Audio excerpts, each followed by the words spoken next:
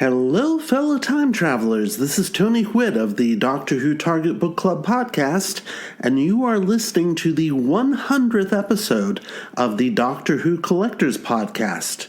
Congratulations, Larry, and here's to the next 100.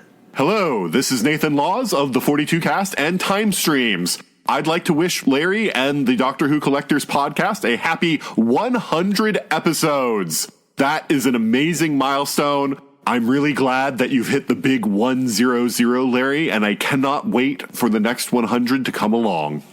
This is Brandon Peters from The Brandon Peters Show, wanting to wish Larry and the Doctor Who Collectors podcast a happy 100 episodes. Larry, congratulations. That is no small feat. That's a lot of work, scheduling, editing, recording, producing, social media-ing, and more. Importantly, it took 100 episodes of the Doctor Who Collectors podcast to uncover us some missing episodes. May it not take 100 more to uncover more missing episodes, but I'm hoping Larry's show goes for thousands of episodes. Congrats, Larry. Hello to the listeners of the Doctor Who Collectors podcast. You've been fortunate enough to get 100 wonderful episodes and hopefully continuing to get more. Hey, Larry.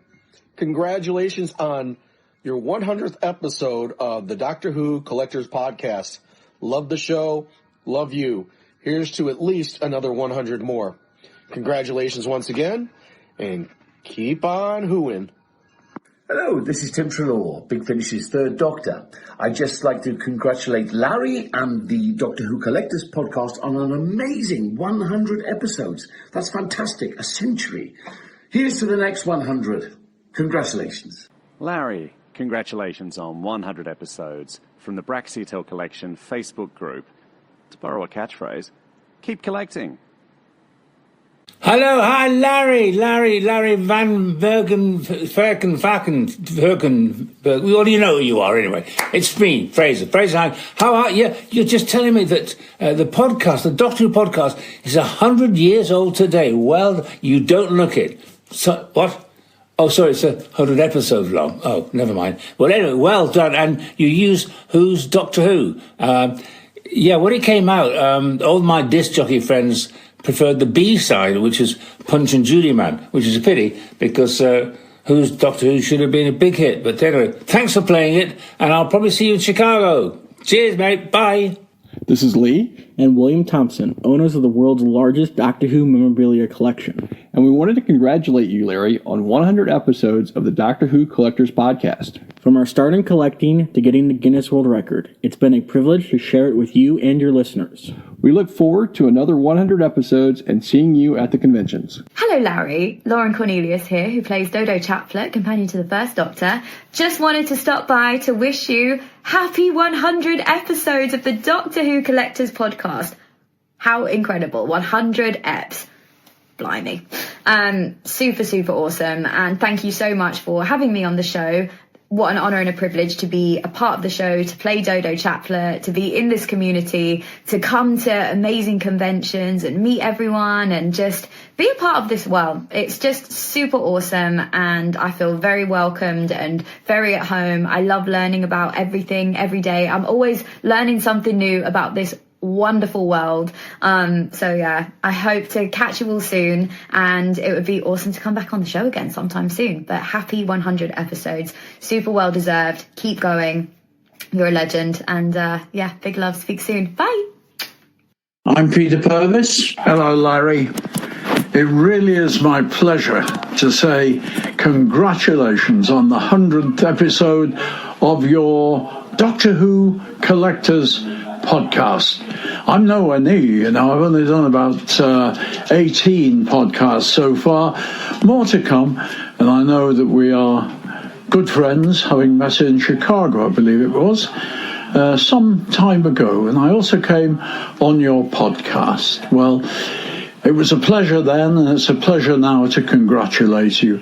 And thank you, by the way, for being a Patreon to me. I'm so happy to talk to you, always. make yourself known next time we get the chance to meet, because my memory ain't as good as it was. But bless you, my friend. Take very good care. Happy 100th episode. They all say, who is Doctor Who? Where is he from? What does he do? They wonder who is Doctor Who? So I ask you, who's Doctor Who? And welcome back to the Doctor Who Collectors Podcast. This is the podcast that explores the world of Doctor Who, including Doctor Who collecting and much more. Brought to you in part by Forbidden Planet and Bags Unlimited Incorporated. Thank you so much. I'm Larry VanMersbergen, your host. I've been a Doctor Who collector since 1981, coming up on 45 years here. So lots of experience to draw on and continuing to share my experience with the Doctor Who world. Welcome to the 100th episode, our special episode commemorating 100 episodes of this program. I want to thank everyone who sent messages and videos to help me celebrate, and so I want to acknowledge them in order of appearance at the beginning of this show. Tony Witt, the host and producer of the Target Book Club podcast, my dear friend. Also Nathan Laws, also another good friend, hosting Time Streams and the 42 Cast. My good friend Brandon Peters of the Brandon Peters Show. Also, I've worked with him on some of the documentaries that I've been in and some of the things involved with Doctoberfest and things like that. Eluides Pagan, he's been on the show before. He's also a dear friend, someone I've worked with before. Tim Traylor, he plays the third Doctor for Big Finish. He and I became friends after he appeared on my podcast and we met in Chicago. Great guy. And from the Braxiatel Collection on Facebook, which is the definitive group for Doctor Who collectors. I've been recognized by them several times. So it's always nice to get a nice message from the folks there. Also, my friend Fraser Hines. Fraser is a great guy. Getting his endorsement is always helpful, especially since we use the theme song, Who's Doctor Who? We have Fraser's permission to do that. Apparently he has the rights to do that. The rights from the composers were given up a long time ago. From William and Lee Thompson, the current Guinness Book of World Records record holder for the largest Doctor Who collection in the world. My friend Lauren Cornelius, who plays Dodo Chaplet on Big Finish, but she's also been on television, Call the Midwife and other things too. So great friend. And finally, Peter Purvis, a Doctor Who legend, companion of the first Doctor. He's 86 this year.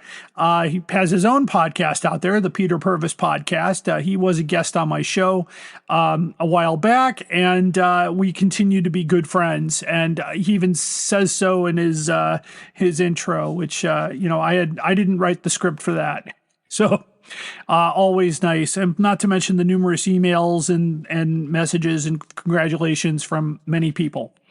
So what a wonderful way to start off 100 episodes. So lots, of course, it's taken me a long time to get this episode out because of a couple things. First of all, I changed jobs in my personal life. So I've been, wrapping up one and getting ready for another one. I've also been walking in a boot for the last couple weeks. Of course, with getting older, I tore a ligament in my heel. I don't know how I did it. I certainly wasn't jumping off roofs or anything. So, I'm still kind of getting me around was a little bit difficult. But there we go. Anyway, moving forward here, let's see. Y'all know the story. This all started back in 1984 when I joined the Mini Companions of Doctor Who after starting a small company called Bundles from Britain. And that's kind of where things started. The most important thing with that meeting was I set up my table at a Doctor Who fan club, the Mini Companions, in Kelvin Park, Chicago. And I made some sales. It was great. I had Doctor Who magazines. I had some toys. I had some other stuff that I had imported from England. And at the end of the meeting, one of the guys that was helping me load the car stopped me and said, "I think you've got something here. I think we need to talk more." And that person was Gene Smith. And of course, he is the CEO of Alien Entertainment, which produces Chicago TARDIS. So, you know, it's he and I becoming partners was a big part of how this started. And I continued to collect long after I left Bundles from Britain. Sorry, I needed a drink there. Anyway, that's kind of what happened there. So Bundles from Britain, of course, lasted just a couple of years, but it ended up in Red, White, and Who, which kind of made it an important part of Doctor Who history in America. So there we go.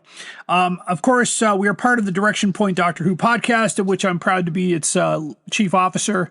Of course, growth takes time, and we're hopefully more podcasts will join on to the network, and we can help each other reach bigger audiences. So there you go. So join us. You know, you can join the network and be part of some great podcasts out there. I've mentioned Time Streams, the Doctor Who Target Book Club, Police Box in a Junkyard, the Traveling the Vortex, Doctor Who Literature, and many more. Time Ram. I always wanted to say that on the program. Anyway, and of course, every episode I include these two links you need for being an organized Doctor Who collector. Timelash.com, and under that you select the TARDIS library, keep track of your books, your videotapes, your records, your cassettes, your singles, your audio dramas. Great place to do that. Also, you need Doctor Who, the Doctor Who Toy Box. That's Howe's Transcendental Toy Box, my good friend David J. Howe, at drwhotoybox.co.uk. So there we go. Of course, as I just mentioned in my opening remarks, if you are looking for great Doctor Who items, you need to go to DoctorWhoStore.com. It just makes sense because that's the name of the shop. And then, of course, that's my friend Gene Smith at Alien Entertainment. So there we go. Don't forget, at our website, DoctorWhoCollectors.com, we've got an amazing eBay store. A lot of the extra books that we have are for sale there. And we also have links to our affiliate program with Forbidden Planet, one of our sponsors. So we do make money from that, although you don't pay a different price. You just check out at Forbidden Planet, you select the item on our shop, and you go there. Please let me know if any items are out of print or out of stock, and I'll take them down immediately. So there we go. Of course, Who North America in Canby, Indiana. Keith and Jenny, of course, they've had their shop for a number of years, and make sure you visit them at whona.com. WHONA.com. And don't forget our friends in London. Good old Alex at thewhoshop.com. Owen, I believe, is a listener, so thanks you so much for listening. So I appreciate all of the folks who listen here. So, of course, on our website, in addition to all the podcasts posted, we have the complete guide to Doctor Who classic hardcover books. More hardcovers are coming for sale, and people are asking, what do I charge? Well, I've been keeping track of those prices, both on private and public areas. So eBay sales are one way to go, but sometimes private sales happen, or sometimes other sales happen, or other bookshops have them. We incorporate those into the plan as well. So there you go. We also list all the reprints. There are some people that are trying to get a full set of Doctor Who books, and then they realize, oh, wait, you mean there are reprints? Yes, there are reprints. All right, so what's going on? I'm going to take a quick thing of coffee here. I don't edit this out. This is live. So, I've been on a couple episodes now of the Legend of the Traveling TARDIS podcast on YouTube, and what a great bunch of people on there. I love it. I love that show. Check them out on YouTube. They just reached the 100,000 subscriber thing, so that's pretty cool. So I am now a frequent guest on that program. Let's get ready for Doctoberfest. I know it's June, but We've only got a few months left before we get to that. That's Saturday, October 17th at Who North America. And yes, I will be the headline guest once again. This year, my panel for the year, which will also be presented at Chicago TARDIS and anywhere else I go, it's the history of Doctor Who in comics. That means anything from 1964 to the present day that appeared in comic form. From cards to magazines to annuals to comic books. So that's the whole idea there. Chicago TARDIS. We've got that going here, November 27th, 29th at the no, it's going to come back to me in a moment here where the hotel. It's in Lombard. It'll come back to me in a moment. I'm blanking. I didn't have it written down. But anyway, our guests include Jodie Whittaker, the 13th Doctor. That's really exciting. So there we go. Jeffrey Beavers will be there. He was the Master from Keeper of Traken. His daughter, Daisy Ashford, who plays Liz Shaw for Big Finish. And of course, the Big Finish CEO, Jason Hay-Guillory. So I do need to look this up real quick because it's bothering me that I don't remember. The Westin in Lombard, the Westin Hotel. How could I forget that? I've been going there for years. So there you go. If you would like me to present at your convention or festival, and or if you want me on your podcast, you want to be on my podcast, give me a message here at drwhocollectorspodcast@gmail.com, and we'll make that happen. We've got some guests already kind of forming in for this part of the summer. Okay, so on today's show, we thought it was a good idea to talk. I know it's been a while now. This news is not new, but we're going to talk about the missing episodes that were recently recovered and what's happening with that with Brandon Peters and Eluides Pagan today to celebrate 100 episodes. The Ultimate Collectible was an episode I did a while back, and I want to make sure that we talk about it because that episode got a lot more hits when those episodes were found. So I'll talk more about that. I'm not going to have a separate time for my time. I'm just going to go right into it because there's a lot I want to talk about with 100 episodes, a little recap of what we did here for 100 shows. Anyway, before I do that, though, thank you. We had a problem on our Patreon page. I got word. Well, first of all, I got word that somebody had signed up for a $700 subscription, which I thought, wow, that's great. But then I got a notice that my account had been suspended. I'm like, what did I do? Well, somebody had hacked into the account, and I do mean hacked. They found the password somehow, which I don't know how they did that because my passwords are very hard to guess. But I guess they were trying to take that money. Well, the money was rejected. And then I said, well, hey, what happened to that money? Well, they sent it back to the card holder, even though most of the time there are no refunds on Patreon. Usually you pay your subscription fee and that. So they basically took $700 away from me, which is not cool. So we're going to evaluate whether or not we stay on Patreon. We might just move all our videos to YouTube and go from there because you can eventually monetize those and probably do better. But I'm not a real big fan of them right now. But thanks if you're on Patreon. Thank you for being there. Unfortunately, it may be going away soon. I've heard that from other people as well. So it's just one of those things. But if you'd like to support us in a place that is more secure, I would go to Podbean because that's our podcast provider. So drwhocollectors.podbean.com, and you can subscribe at any level. There's no minimum. Our theme song, of course, is Who's Doctor Who by Barry Mason and Les Reed, performed by Fraser Hines with Jimmy Page on guitar, by the way, the great Led Zeppelin. And, of course, you can get this podcast anywhere you hear your podcasts. So 100 episodes. So where have we gone with 100 episodes? And that's exactly what today is. It's a celebration of 100 episodes. The idea came to me a few years ago, and what I wanted to do was, get the information out there about our, what's available to collect. This started in 2019, by the way.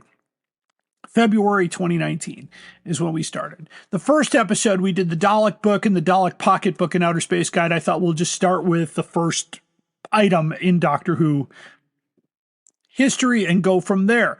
And that's, and that was kind of where it started. And of course, I closed the episode with the full song of Who's Doctor Who.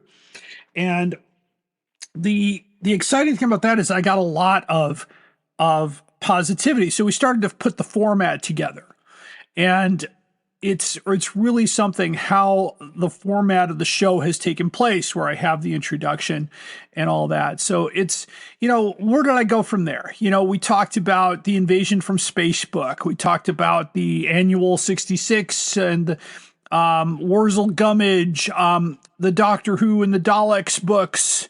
And various books were published with that. We did Doctor Who Weekly, Doctor Who Monthly. I had Fantasy Empire, where I had John Peel on the program because he was an editor. Doctor Who on Pinnacle. We talked about my first collectibles. We talked about the unofficial 72 annual. And we talked, and of course, Paul Darrow passing away. We talked about John Pertwee annuals. We talked about magazines. Special Doctor Who Peter Cushing movie collectibles, and so it was a lot of fun to kind of go into specifics as well as generalities. We had a lot of great things to go with that. We didn't quite have any guests yet, but we went into price gouging, odds and ends, more annuals. The Chicago TARDIS roundups, and we did a live episode of Chicago TARDIS with David Howe, Samantha Stone, and Tony Witt. I'm still working on trying to fix that audio. It's just awful, but that's just how it was. And then we kind of went from that. I used to do Amazon.com actually used to do a little sponsor with me to do a Christmas episode. They've stopped doing that, so I've stopped doing it. It's just not helpful. And then, of course, we started getting into Doctor Who story collections. We got into, I started about episode 23. I went into a deep dive into the Doctor Who hardcovers. We covered the first 2 years, the first 4 books, and brought Tony Witt onto the program. And we went through year by year across many episodes to cover all the books with all the specifics behind them. So that was a lot of fun to do. Now, episode 26, that was back in 2020, was the ultimate collectible, missing Doctor Who episodes.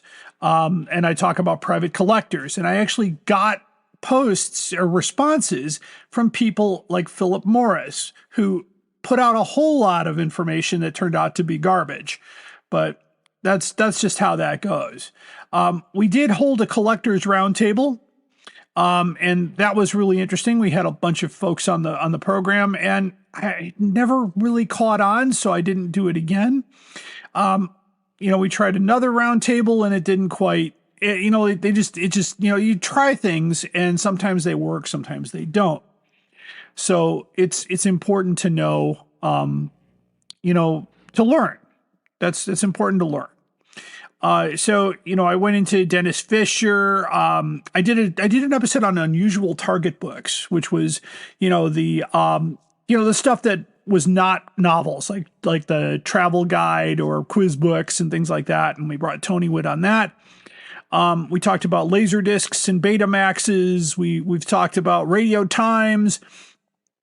Radio times. I'm still collecting radio times, still looking for various issues which have important listings, which is something that, I'm still looking for. We kind of moved into, in 2021, we talked about coffins. We had Doctor Who coffins. We, in December, I remember in November of 2021, I had contacted Chris Achilleos. And I said, can I get you on the podcast? And he said, sure. So we actually set it up for February, but unfortunately he passed away in December. And that was, I did my own little, thing with, an episode 44, if you want to check it out, was my tribute to my friend Chris. We lost a big thing. I started having guests on the program. I started with Katie Haynes, who is a well-known 13 cosplayer. I had David J. Howe on the program again with the New Who Adventures. We had Lauren Cornelius on the program for playing Dodo Chaplet. We had Sylvia Elizabeth, who was a cosplayer for Sarah Jane Smith.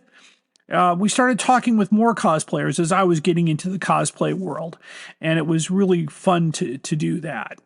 The next things, we kind of got into plates, and we talked about alternative media. We talked about, I talked with Sadie Miller, the daughter of Sarah Jane Smith's Elizabeth Sladen, or Elizabeth Sladen, I should say.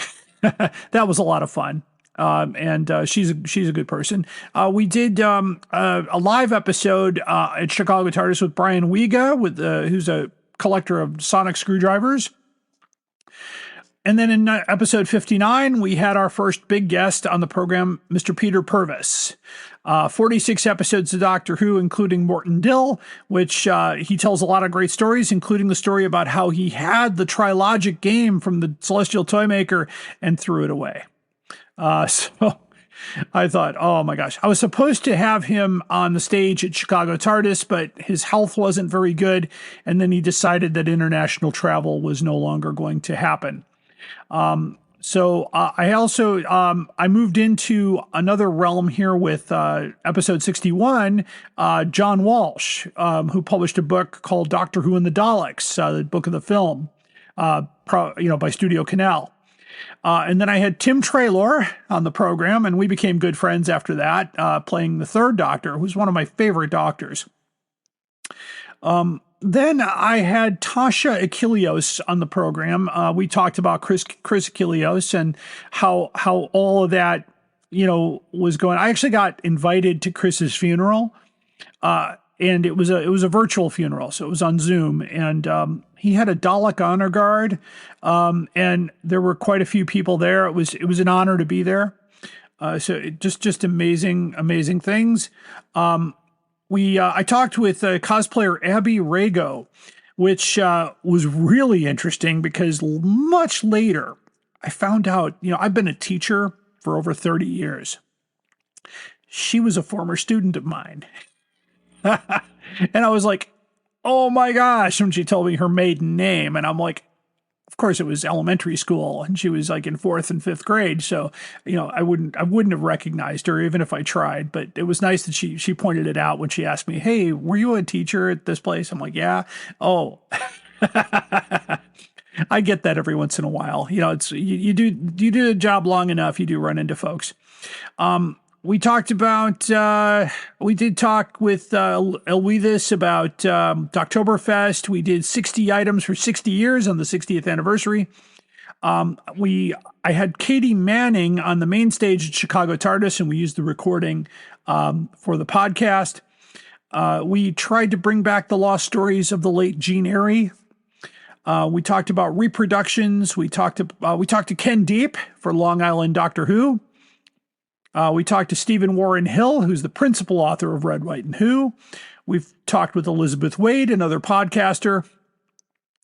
It was a lot of fun to talk to cosplayer, excuse me. So I love talking to cosplayers. It's really kind of fun to do that. I had Neil Cole on the program. He does the It Belongs in a Museum. We had William and Lee Thompson on the program, the world's largest Doctor Who collection as recorded by the Guinness Book. My interview with Fraser Hines and Wendy Padbury from Chicago TARDIS was also recorded for our podcast. And we talked with Andy Price, who's appeared in many Collector's Corners on Blu-rays, and I appeared with him on a Blu-ray. That was something too, when I got to be my material, my photographs of my items got to be included in a Doctor Who Blu-ray. I was just blown away. Season 25 Blu-ray. I have the Steelbook. I have 2 copies of the Steelbook, both signed by Sylvester and Sophie. My photos of the Spirit of Light stuff appear on that, and I'm credited on there, which is kind of cool. We talked with Alex Storer, who wrote a book called The Evolution of the Toy Dalek. We wrapped up, we did wrap up our hardcovers all the way to year 1988. And we did that with Tony Witt. So we finished that all up. We did the John Pertwee collection. We had MJ Hunsgood on the program. Talked about her love of Doctor Who collecting, and she's an author. We had Dylan Rees and Keith Barnfather on the program talking about the real-time picture story. We had David J. Howe on the program for Who Me. We had Richard Lloyd on the program, who's a collector. And we finished up with, we had Nick Seidler and Libby Shea talking about Fantastic. And last episode, we had Cal Power on the program, who's a Dr. 13 cosplayer and also has a TARDIS in her backyard, and talks about how that worked out. So that's 100 episodes in a nutshell. We've had over 90 or so most outrageous offers, including $1 million calendar. Nothing's beat that. We've had all kinds of collection protection from Bags Unlimited Incorporated. I actually ran the gamut on that, ran out of, you can go to bagsunlimited.com and find what you need there. We launched a TikTok channel. If you're not on TikTok, you should get on there. If you want to see the Who Room, that's the best place to do it. I've had some people here. I remember when Russell McGee and Brandon Peters and Eluides Pagan came over to film. I'm on a documentary that's going to be released next year, I believe. And they wanted to do my thing here, and they just sat in the room and looked around and went, "Oh my gosh." Yeah. It's not overwhelming to me anymore, but it is to folks that come over here. William and Lee Thompson were here as well, and they were taking pictures of things they didn't have. So it was nice to know that. There are things that I have here that nobody else has. I have some things here that very few people have. So it's a lot of fun. But I do a TikTok channel, Doctor Who Collectors Podcast. Just look for that, and you'll find me there. And I've gotten over 2,000 followers so far. We do have a YouTube channel. We do have, all that. We're on all the socials, and it's just been a lot of fun to do. I'm going to keep going for as long as I can. But you'll see me at the conventions. You'll see me at various events. And I always love it when someone comes up to me and says, "Hey, I follow you on whatever this is, and I'm really pleased to meet you." Or later you see a video from someone that says, "Oh, I met him, and he was so nice in person." I try to be. I mean, I try. You have to be. It's just, you got to be friendly. That's just really important. Also, as I'm wrapping up my comments here, we just, as of this recording, we found out that the BBC is not doing a Christmas special and is looking for a new production company to run Doctor Who, which means Doctor Who will get a new chapter. But unfortunately, we've got bad press out there saying that the Doctor Who has been canceled. Well, it hasn't been canceled. It's going to a new show runner. It's going to a new company. So we'll get something new, hopefully something fresh and back to what people expect. I liked Doctor Who all the way to the end run. I'm not going to lie. I think it was great.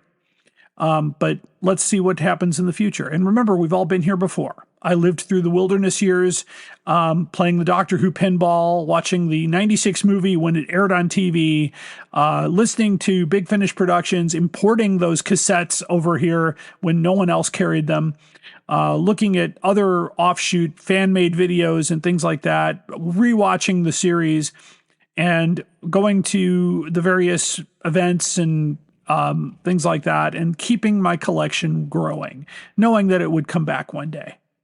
So there you go. All right, we're going to take a break here, get some commercials in here, and then we're going to get to our main story to talk about missing episodes. So stay right there. We'll be right back. You were invited on an adventure across all of time and space, in a completely random order. It's the Police Box in the Junkyard podcast. Jump in the TARDIS with your hosts, Eric Gulbranson, Asad Kheshki, and Matthew Kressel. Explore Doctor Who TV stories, audio adventures, and books, both novels and non-fiction. The Police Box in the Junkyard podcast. It's the entire Whoniverse on shuffle. The Police Box in the Junkyard podcast is a member of the Direction Point Network and is available about once a month wherever you find your podcasts. You are listening to the Doctor Who Collectors podcast. Keep collecting. Experience them for the first time with Juliet as she dwells on social issues, history, fashion, and the size of a flashlight. We're the Time Streams podcast. Find us on Spotify, Stitcher, or Apple Podcasts. You're listening to the Doctor Who Collectors podcast. Keep collecting.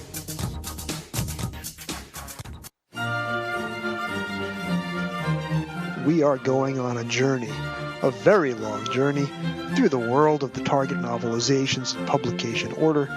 Every week, we are looking at a new book, talking about Terrence Dicks, Malcolm Hulke, and all our Doctor Who novelization friends. Whatever you do, keep turning the pages. This is Jason Miller of the Doctor Who Literature Podcast, a member of the Direction Point Podcast Network, and you are listening to the Doctor Who Collectors Podcast. Keep collecting. Hello, fellow time travelers, and welcome to the Doctor Who Target Book Club podcast, the only podcast to discuss, in story order, all the Doctor Who novelizations.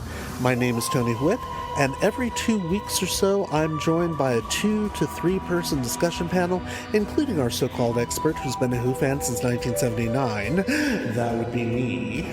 We also get the views of intermediate, casual, and novice fans who either have never seen the show or who have never read these books until these podcasts, including Dalton Hughes and Allison Fitz-Seyfried. You can find us on iTunes, Stitcher, or wherever you find good podcasts, or even ones like ours. You're listening to the Doctor Who Collectors Podcast on the Direction Point Podcast Network. Keep collecting. Traveling the Vortex. Are you ready to embark on an epic journey through time and space? Join the thousands of Whovians around the world who've discovered Traveling the Vortex, the ultimate Doctor Who podcast for die-hard fans and curious newcomers alike. Every week, we dive deep into the Whoniverse, discussing the episodes, theories, and hidden gems. We dissect the Doctor's adventures, share behind-the-scenes stories, and explore the legacy of this iconic show. Traveling the Vortex brings fans together, fostering a global community of Whovians. Whether you're a fan of classic or new Who, there's something for everyone. Join us on this incredible journey as we unravel the mysteries of time and space. Don't miss out. Subscribe to Traveling the Vortex today on your favorite podcast platform. Traveling the Vortex. Your ticket to adventure awaits. Traveling the Vortex is a proud member of the Direction Point Podcast Network.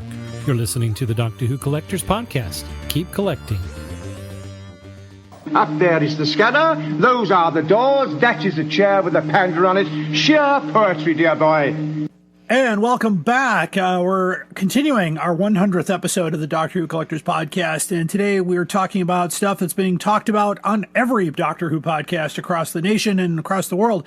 The discovery of 2 Doctor Who episodes previously thought lost forever, and adding to the discussion of could there be more, and what is going on out there with this thing? So joining me are 2 of my good friends.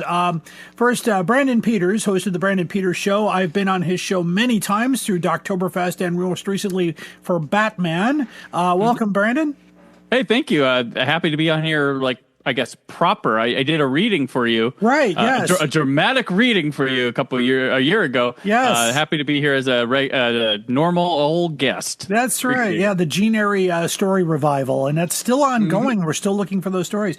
And also joining me is a good friend, Eluides Pagan, who he and I have been at Doctoberfest together. We've been at Chicago TARDIS together, and he's been on the show before. So welcome back, my friend.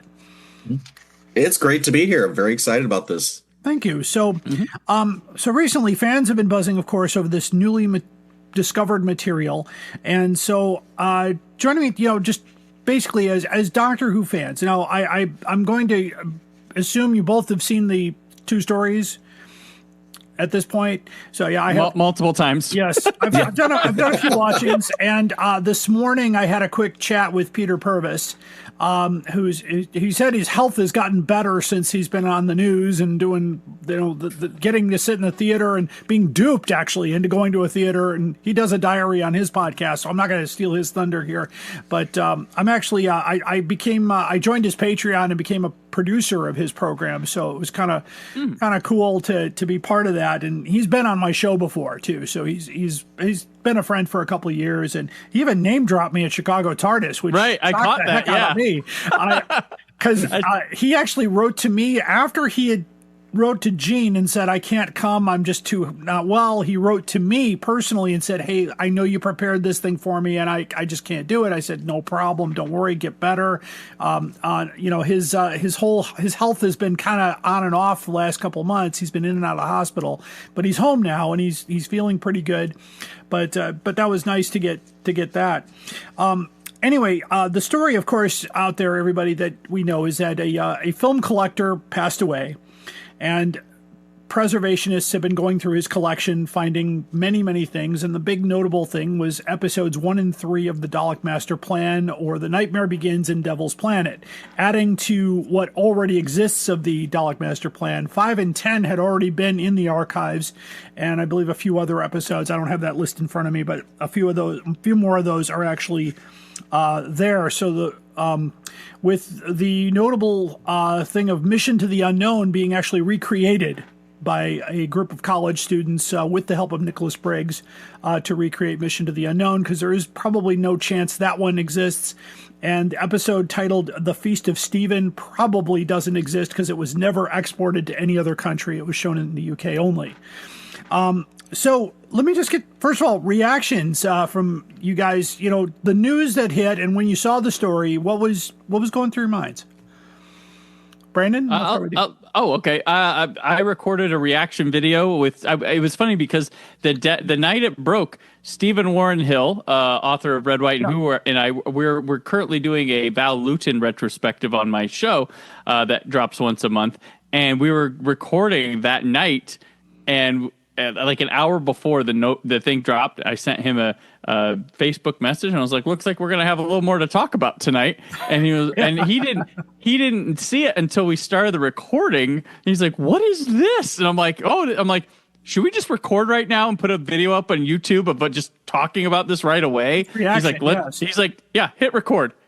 So we talked about it. I was just blown away because, aside from the episodes being back, we now have this thing that's like ultimately in modern terms, a quality control copy. We used to have these ones that would go, to sell the markets, but we had the quality control copy to look at, to kind of preemptively think, what are the Australians going to think is too violent? Right. So now there's extra copies that multiple people would have been looking at for episodes. Yes. That means everything's game again almost. And we think that some of the copies of stuff we already have might be those copies. They might not have been sale copies.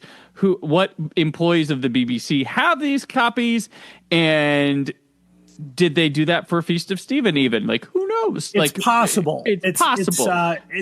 The likelihood, I know, at least the way Peter told me, is that he barely remembered that, and then I remember sending him a loose cannon edition of that so he could refresh his memory. And he said that he was told that episode, of course, they didn't pay the same rate for that episode because it was only going to be shown in the UK at Christmas time, and it really doesn't need to be part of the Dalek Master Plan. It's really it's an extra episode they threw in, and it's not critical to the storyline. So if we get everything else but that, you still have a complete story. Yeah. But the thing with that is like there's that, and but there's also who followed the rules accordingly when they were doing that, because we have all these chroma key things from that were supposed to be shut off from the Pertwee era that, look, someone didn't do their job, we can get the color back on these so did someone just like, I'm going through 12 episodes of Doctor Who, and mistakenly do that? There's rumor, I think I was talking to Robert Warnock one time, and he said that there's long been a rumor that there was a copy made for Hartnell and his family to watch on Christmas Day whenever they wanted. just and because that the hasn't been found. So yeah, right. And And- Heather Hartnell's biography, of course, she does talk about the missing episodes, but there's no mention of any personal use. And there was also, I'll bring up one other thing too, and I wish I still had this video, but it's long gone. But there was a breakfast show where Peter Davison and Patrick Troughton were on the couch and being interviewed by the morning team. And at one point, they said, Peter was saying, well, I haven't watched them all because they're all lost. And Patrick Troughton turns to Peter and goes, oh, but what about and stops. And everybody thought, wait, is he talking about episodes that might exist that apparently not? It was something else, but that kind of got that was back in the late 80s. So there was a lot of rumor flying around that. And of course, the most famous one is the guy that basically blackmailed the BBC for 10th Planet episode 4 and sent a blank tape. And got his money, but they paid him and he got nothing. Which probably, according to the fan poll, 10th Planet Part 4 is the holy grail of missing episodes. Dalek Master Plan. As a story, I've read the John Peel novelizations, and big shout out to John Peel for novelizing that monster. It's a great story. It's really a good story. Long story, but a good story. Seeing the first scenes of episode 1, Nicholas Courtney's first Doctor Who appearance is now preserved. Yes. In that story, Brett Vian is in the opening scene, and I saw that and I went, that's his first appearance in Doctor Who, and we have it now. So that was really fun. Also, much more footage of Adrienne Hill and Katarina. She's sadly no longer with us, but just some wonderful performance from her as well. A lot of good screen time with her. Eluides, let me go to you for a second. Your reaction to seeing these episodes. Well, first hearing the news, I was sitting here going, okay, that can't be real. That can't be true. Right. I went there too. So many times they keep saying, oh, they're going to release, and then it turns out it's fake news. It wasn't real. It was either a scam or just someone heard it from someone who heard it from someone who heard it from someone else. And so there was nothing. I mean, you had the Omni rumor back in 2013 that was starting to build up and get very exciting, and it seemed to have traction, and then it just died. Yeah. So with this one, I was sitting here going, okay, is this really real? So I definitely jumped online and started doing some research really quick to see who else is mentioning this, or is it just a fan-driven rumor? And then, very excited then to see evidence that it was found. And then, of course, talking to a few other people, everyone having connections to people in the business that were also saying, it's not a lie, and just going nuts over this. So extremely excited. So when I finally was able to watch the episodes, it was just fantastic. I've always loved the Daleks as villains. I love the classic stuff, and that was the one story that I thought we're probably never going to see anything from, besides what's already been found. Chances are by now it's done and over with. So to finally be able to watch it was great. At least to be able to watch episodes 1, 2, and 3 straight through. Then I had grabbed the loose cannon version to watch, and then episode 5. Yeah, for episode 4, and then episode 5. So at least in a sense, almost have this full run of 1 through 5. So that's made. I still hope that 4 pops up. There, you get one scene of episode 4 of the Traitors. You get one scene. There was a product called the Lost Episodes on audio CD, and those have been flying off eBay. Lost in Time. Lost in Time. And I remember back in the early 90s, I got camera copies of episodes 5 and 10 of Dalek Master Plan, and I remember watching those. I'm old enough to remember that, but it's like and watching those, and of course I watched them on Lost in Time as well, and then seeing these two put it together with just getting a better understanding of that story. There's so many great actors in this season. This particular story of Doctor Who with Kevin Stoney, of course, playing Mavic Chen, and and having some wonderful. Jean Marsh comes later. Yeah, Jean Marsh coming later. The wife of John Pertwee at that time, I believe. And before she got into Upstairs Downstairs, but it's amazing. And so for my one more story. When I was in college, my brother calls me and said, "Hey, I've got the entire Tomb of the Cybermen." I said, "No, you don't." No, you don't. He's like, "I do." So I came home, and of course, it was released. It was like the fastest release to video cassette that ever happened. When they found all 4 of those episodes in Hong Kong, I believe, and I watched that whole. I just sat there and watched the whole thing. I didn't even get up for 4 episodes because I thought this is an amazing thing. And Barry Letts did an introduction to it on the VHS, and I think that it's on the bonus feature of the DVD now. But I thought, okay, maybe there's a chance that more of these episodes come. And then fast forward a little bit later, Nigeria, Enemy of the World pops up, and most of Web of Fear pops up, and some of these oddball episodes come in. I remember when Celestial Toymaker 4 was found, and that was a big deal. When I was first into Doctor Who, the only episode of War Machines that existed was 2.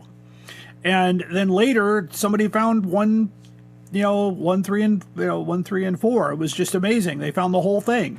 And if you watch the War Machines, you'll notice the quality changes in episode 2, because that's the one they had, the one that they had. So it's really something that now fans, and I've read so many blogs, I've listened to so many podcasts in the past few days, just saying, okay, what is going on? And I want to basically reference a previous episode of this podcast, and off the top of my head, I don't know which one it is, but it was called The Ultimate Collectible. And it was my research with Mr. Philip Morris on people collecting films, Doctor Who episodes, missing Doctor Who episodes, and keeping them for that collectible value. Because if nobody else has it, it's got to be worth a lot of money. And I thought, okay, that seems strange. And of course, his articles have been published in Doctor Who magazine. His stuff has been posted online, and he's been called a liar, a thief, and a whatever it else is out there. And I'm Philip, if you're listening, I apologize. I'm just telling you what other people have called you, because he actually responded to me directly when I posted that episode. He wrote to me and said, "Hey, I heard your podcast. You are correct on some things," and he corrected me on others. And I said, "Okay," but I wasn't going to go back and rewrite the story, because everything that I quoted was from the magazine or from online, and I'm really careful with my facts as best I can. So to my listeners, if you haven't heard this already, this, of course, why are these missing episodes missing? It's because of the wiping policy that the BBC had in the 60s and the early 70s, and they routinely erased tapes and burnt films because they didn't have anywhere to put them. It was a storage issue. In one of the stories, someone had gone to the room and there were 7 cans of film holding the door open, and it was the entire first Dalek story. So he grabbed them and brought him to his office. Ian Levine, I believe, right? Ian Levine, yes, that's right. Ian Levine, yep. It was Ian Levine.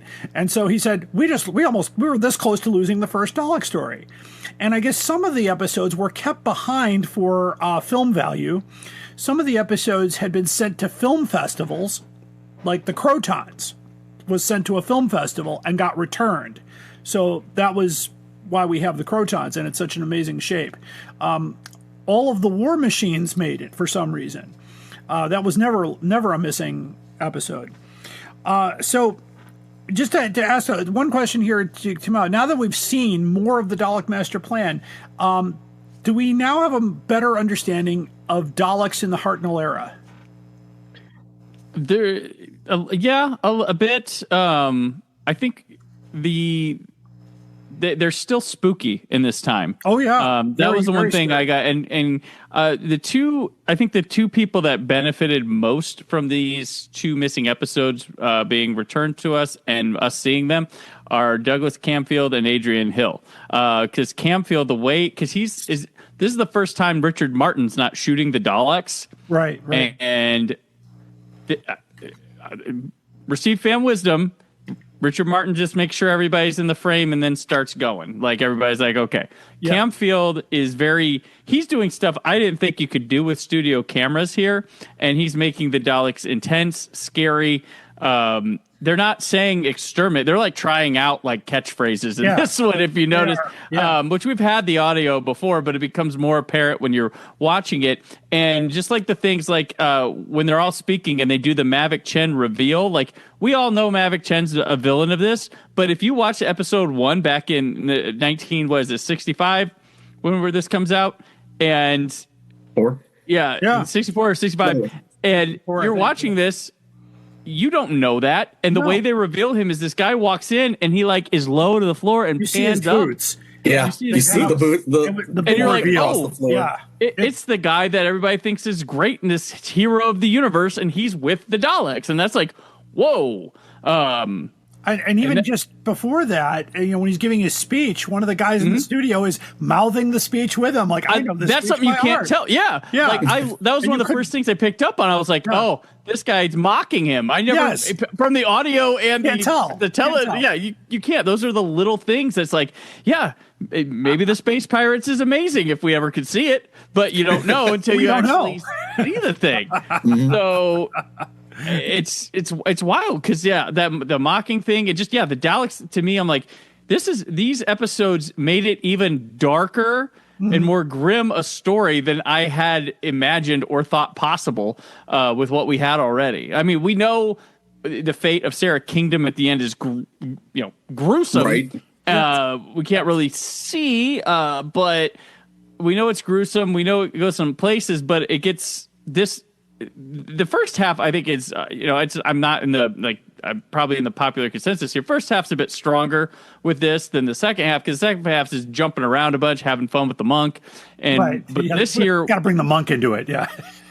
This year we're having this adventure to like Star Wars. This is like Han Solo, Princess Leia, and Chewie escaping Hoth and getting chased through the asteroid field. Like, this is what this kind of represents here, is this, like, we can't get rid of these Daleks. We're getting away from the Daleks. We have something they want. They keep getting after us, and we keep getting in these hijinks. But it just feels a lot darker, I don't know, seeing them. Yeah, same question, Eludis. Oh, yeah, definitely. I really enjoyed how they were putting them across. They... Later, especially in modern times, they started to make them a little scary again, but then it just became too cliche.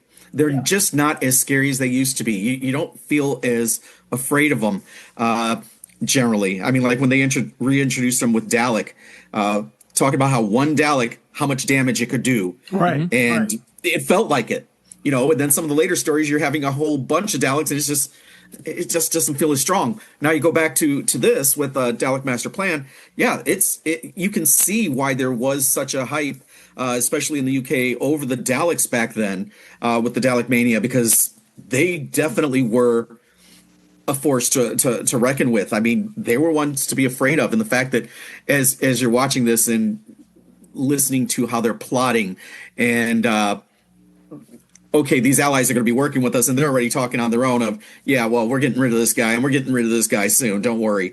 We're just going to let them think that they're helping us, and they're going to get something out of us. But do we still need them? Type thing. We do. Okay, I guess we won't kill them yet, but very soon we will. And especially when they start talking about Mavic Chen that way. Yeah. So you're seeing how he thinks he's going to overpower the Daleks. Meanwhile, the Daleks are sitting here going, we're getting rid of him soon. That was just fun to see. And like you're saying with Camfield, with the filming and everything, I just like the difference of seeing him on screen. I don't know if you want to call it more cinematic in some moments, but there was just, I don't know how to describe it other than just they definitely felt scary and ominous instead of just a caricature anymore. Absolutely. And I'll just quote, when I did my interview with Peter Purvis, and I asked him, what was it like acting with Daleks? And he just gave me a sneer and said, they are totally not intimidating, because during rehearsal, they just do the half guy. There's a guy in there, just, they don't put the whole thing on. And he said the other problem was there's 5 feet of studio space and they take up 3. So it was, it was a very different. He was talking a lot about the chase, episode 6, when he was directly in there. But his memory isn't that great with Dalek Master Plan. Watching the episodes helped him remember a lot of the stuff behind it, and he's been doing that in his video. And then, by the way, my listeners, if you want to hear more about that from his perspective, go to his podcast, the Peter Purvis Podcast. It's one of 2 podcasts that are not on our network that I talk about on this show. And the other one, by the way, is the Brandon Peters Show. So there you go.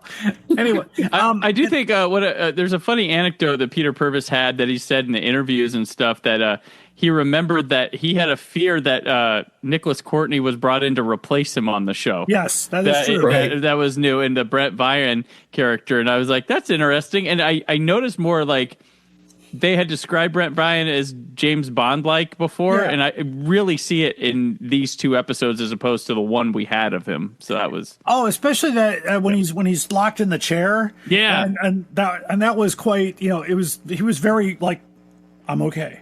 I got yes. It. Yeah, it was, and just hearing his voice, and of course I hear the Brigadier whenever I hear his voice. Yeah. And I've met him 3 times in my life, and one of the nicest people, by the way, I've ever met in the Doctor Who world was Nicholas Courtney. He signed my Pertwee Pink Annual, so just a great guy. But yeah, watching Adrian Hill kind of be that simple, ancient woman with a limited capacity, and of course that's what eventually caused her to be written out of the show. Peter had said that they just didn't think she could understand the science stuff, and there was no way they were going to catch her up, and they just thought, okay, so we shove her out of an airlock apparently, and later. But in that sense, at least it worked to make you sympathize for her that much more. I mean, because of that. Yes. So when she finally goes and does it, and basically she sacrifices herself, that right there, you suddenly get you can feel some emotion knowing she was the first companion to actually die on screen, in Doctor Who. So I could just imagine how people reacted to that one, because it's like you're not going to expect that. You're going to expect her to be in danger, but they're going to somehow make it out. Exactly. They're not a side character. She's a companion, and we get 2 companions die in this episode. Right. Sarah Kingdom is the second one in the same story. Yeah. So this is a bad day for the Doctor. Making it more grim. Yeah, like more grim. Yeah, I think it's a lot smarter than we ever gave credit, because now that we can see it, Adrian Hill's great. You can see her relationship with Hartnell a lot better. Yes. And everybody's pointing to the moment where she's looking at the window in Devil's Planet and the stars. And then like the next episode, she's doing that, but it's because she's being choked or she's being held hostage or whatever. And they also, there's a foreshadow, from Steven talking about the airlock. We got to be careful with the airlock. And it's like, oh, this is a lot clever.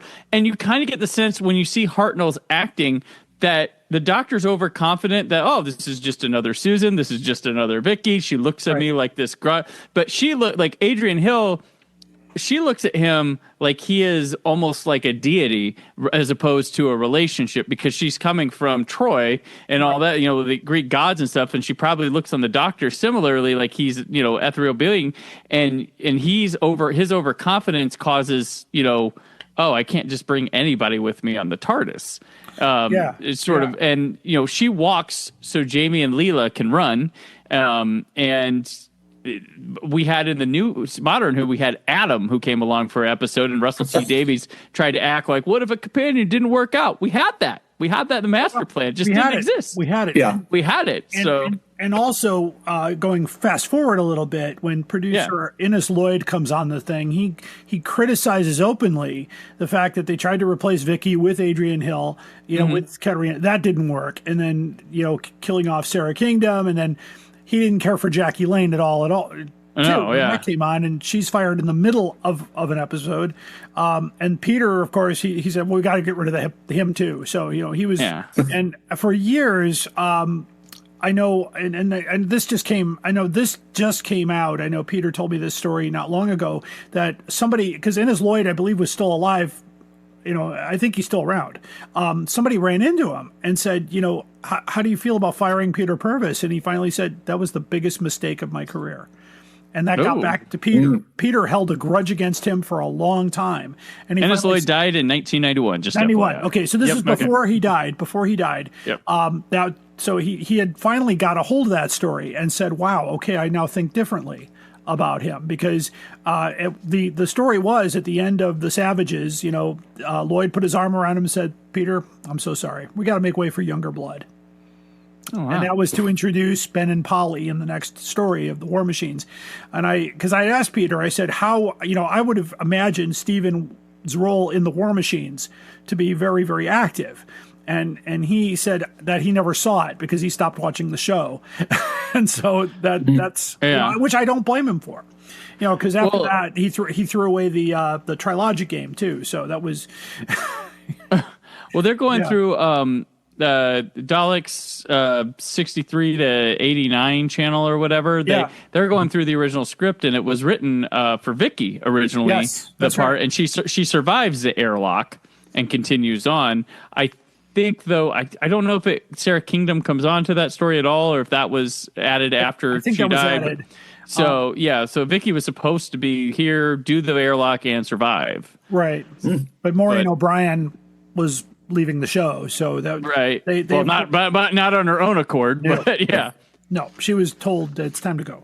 Yeah, there was a lot of turmoil, and William Hartnell recognized this too because the many beers that Peter and William Hartnell shared after the wrap up was done. William Hartnell would say, "Hey, keep your wits about you, boy, because nobody's irreplaceable."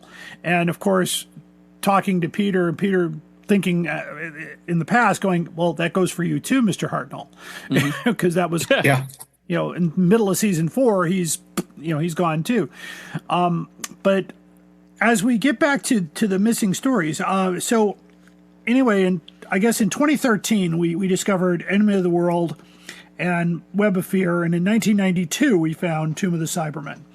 So we're now in 2026, and we find 2 more episodes, and they're still not done going through this guy's film collection, as far as I know. Could there be? And I'll just throw this out here, and I'm going to say I think this is a yes answer, but are there more film collections out there that are unknown to most of us that probably have missing Doctor Who episodes? Yes. Oh yeah. Well, this was stated as being bonus episodes. Yeah, they're not even the well, no, they are. They are the one of. that. No, these were the ones. So this was the guy back in October that died. They thought he just had one. It wound up being 2. 2, right. So this is from that one in October that they talked about, and then the guy died, and they had to wait for a legal thing to go to the courts. Yeah. So these were. So when Paul Vanessa said bonus episodes, he was meaning back for his things he's talked about, bonus on top of that. So what we all knew, they weren't bonus to us. They were just bonus on I didn't know of these until that came up. So he had been telling us of episodes for years. These weren't of those, but we had already been known. So that got kind of squabbled up. But these, so just so the listeners know, these were the guy who died back in October. Right. And it's anonymous, who does not want to be known, his name known. But so he had 6 episodes, actually.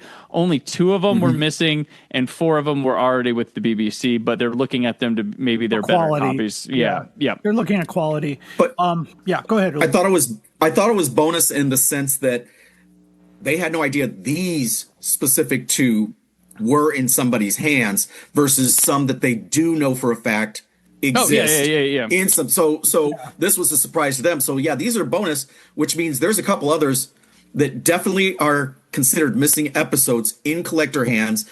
They know who the collector or collectors are, right, and what those episodes may be, and it's just still trying to work through negotiations, red tape, all that stuff to hopefully have those as well. So there's definitely got to be some missing episodes that truly are missing to us as the fans at the moment. I feel like we get under 90 missing episodes in the next couple of years. I feel very good. And with the weird thing, to keep it on Dalek's master plan for a sec, the first time we got Dalek master plan episodes, they came in a pair. Then there's the one straggler that was in the church thing. And now we got it. We now got one another church, as one does. Yeah. Right. Yeah. Put it in the cupboard. for movie night. We got another pair of them, and I'm wondering if there's this string of collectors that, if you put them all together, have most of the Daleks' master plan. That's a good theory. Yeah, this is a story. This is a story that they've told us for years. Isn't coming back. Right. Not coming back. Nothing. Don't. Marco Polo is the one that's coming back, folks. Marco Polo. And we have not seen a thing. I have that in my notes because Marco Polo has been purported to exist in its entirety in a private collection. And even Philip Morris hinted at that.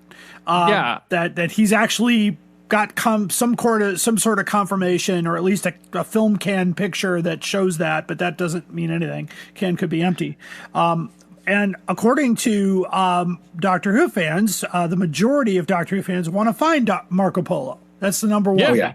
The second one is more of Dalek Master Plan. We want to get the rest of those episodes together. And the other one would be part 4 of 10th Planet. And then you go down the list again. Power of the Daleks would be a great one to find, or Evil of the Daleks for me. The rest of the Space Pirates, or most of it, or any more than just one or two. And of course, there's a few stragglers. Like the Web of Fear is missing episode 3. Ice Warriors is missing 1. Invasion is missing some. And of course, we don't have anything of the Massacre of the Savages at all. So Fury from the Deep, right? Fury from the Deep, nothing. Yeah. So it's very, as far as what's out there, and I think there are more Hartnell stories out there than Troughton stories. That's unfortunate. The Troughton era just got devastated from this whole wiping process, and I don't know if realistically we're going to see many more Troughton stories come to light. I have rumors of like 2 to 3 of the Wheel in Space episodes being out there at different times. I've heard that one has come up here and there, but until it happens, it happens. But that one's because if you keep hearing about that one, something's true somewhere about it. Yeah, Wheel in Space was also part of some film festival that did not return the episodes to the BBC. So there's possibilities. And I know this only because I remember, and this has nothing to do with missing episodes, but back when I was doing conventions in the 80s with Gene, we were at a show where we actually knew the Lionheart guy was there, and he had brought the videos. He had color copies of he had Spearhead from Space, he had Curse of Peladon, a few things that had never been shown in the United States. And I remember before we left him, he goes, "Hey, you guys want these tapes?" And we looked at each other and said, "No, we don't want those." I mean, because they said on their official property of Lionheart. I said, I don't want to get caught with this. I mean, you could lose your job, dude. I'm like, no. So I'm like, no, but I'm pretty sure copies of those tapes started to, circulate like they did back in the day. I mean, after the Five Faces of Doctor Who aired in 1983, copies of Unearthly Child, The Crotons, Carnival of Monsters, and The Three Doctors all started appearing in the United States in these awful camera PAL conversions on a big scale. And it was the first time anybody had seen the Crotons in this country. It was illegally until they started bringing it over for conventions. And so there's a lot of people that have seen a bunch of stuff. I saw episode 2 of The War Machines at a fan club meeting. Guy had it was a horrible copy. You had to turn the lights off and wear sunglasses. I'll watch Generation 18 or 19. I'll watch blurs with good audio any day of the week. I don't care. I grew up in the on TV era. You just kind of squinted and you see the movie. And you just keep turning that switch a little bit. Turn the audio up as high as you can. You can still hear the soundtrack. Absolutely. I always want because they're like, these aren't in good condition to that's not up to you to decide. You let me. Let me know. I'll let you know if I don't want to watch. Like I will watch blurs go around the screen and be like, I'm watching a missing episode. They flickered. They were. I mean, I was privy to this because I was part of the. I belonged to the Emissaries of the White Guardian fan club back in Skokie, and the guy that ran that club, his name was Gordon Lurie. He's probably one of the most mysterious people, and John Lavallee will always say, "Oh, that's who that is," because he's been trying to trace that guy for years. He's disappeared, but anyway, he would get PAL tapes sent to him And he had this elaborate setup. He had a conversion box to plug in a PAL TV and he would use an American VHS video camera, the best one you could get, and would copy the tape. You would play the tape and just basically put the camera square on the screen, and you would get that flicker of film. And the quality was really quite good, because these were off-air copies of stuff, or stuff that was passed around. And I thought, and that's where they all started. That was ground zero for all of those tapes that circulated throughout the country, which is funny, because if you ask Stephen Warren Hill, he was part of a club that was trying to get rid of all of those copies. He's like, oh, you were there when they were started. We tried to get those things off the market and get rid of them. And I thought, okay, that was interesting. That's a good mini doc. The battle. Yeah, it is. That's a lot of little stories about of us back in the day. But I said he was part of this club in the north suburbs. It said that when we got these tapes, we erased them, we got rid of them, we didn't pass them on. I'm like, you didn't watch them first, right? He goes, well, yeah, we watched them, but we didn't. We moved on, but that's it's interesting too, because also that proved the rumors too back then, and I'm talking about the early 90s, was that missing episodes were being circulated on VHS tapes around the country, and of course nothing like that was even true.